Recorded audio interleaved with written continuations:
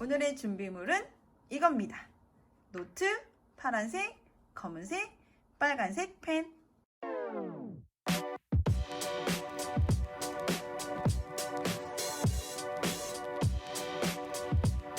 오늘 우리가 배울 내용은 제1강 세포 분열과 염색체입니다.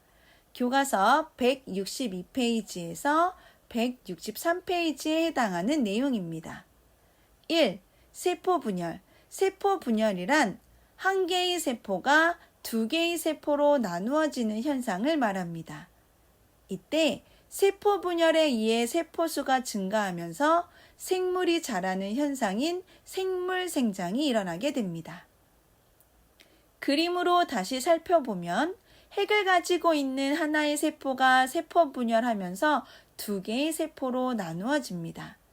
이렇게 나뉜 세포는 원래의 크기보다 작아지기 때문에 원래의 세포 크기만큼 약간의 세포 생장이 일어납니다. 이때 세포 분열이 일어나기 전의 세포를 모세포라고 부르고 세포 분열을 한 후 생성된 세포를 딸세포라고 부릅니다. 그럼 이때 생물이 생장을 위해 세포의 크기, 즉 부피를 증가시키는 것이 아니라 세포의 수를 증가시키는 이유를 알아볼까요? 하나의 세포가 세포의 크기를 증가시키면 단위 부피당 표면적이 작아지기 때문에 물질 교환이 잘 일어나지 않습니다.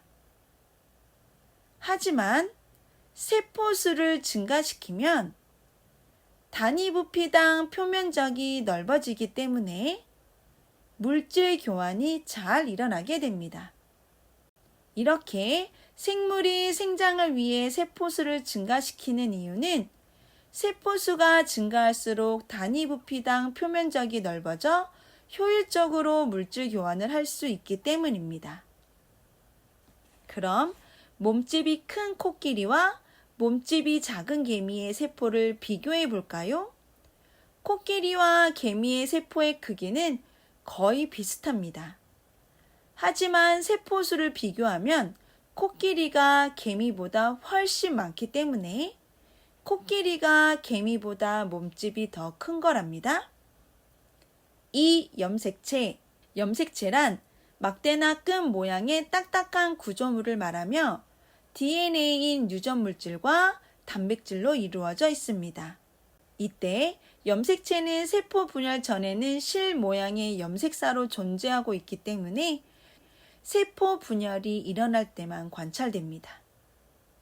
하나의 염색체는 두 가닥으로 이루어져 있는데 각각의 가닥을 염색 분체라고 합니다.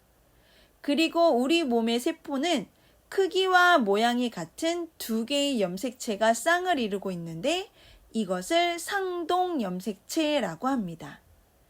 이때 두 가닥의 염색 분체는 세포 분열 전 복제에 의해 만들어지기 때문에 유전 정보가 동일하지만 상동 염색체는 엄마와 아빠에게서 하나씩 물려받은 것이기 때문에 서로 다른 유전 정보를 가지게 됩니다. 3. 사람의 염색체.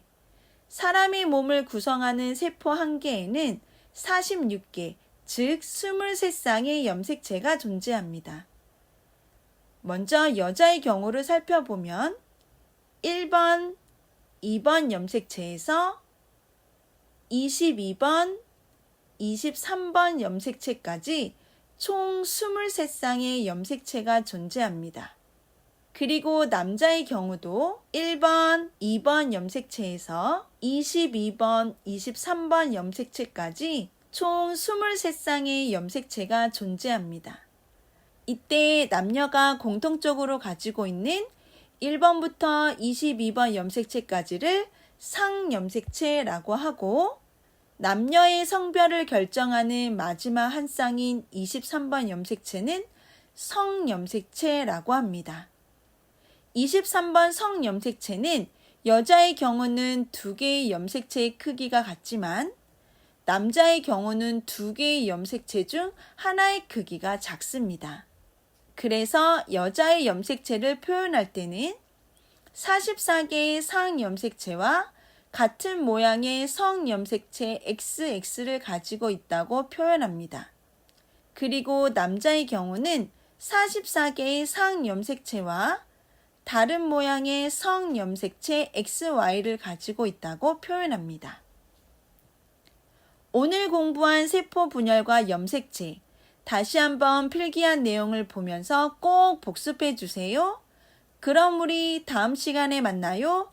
안녕!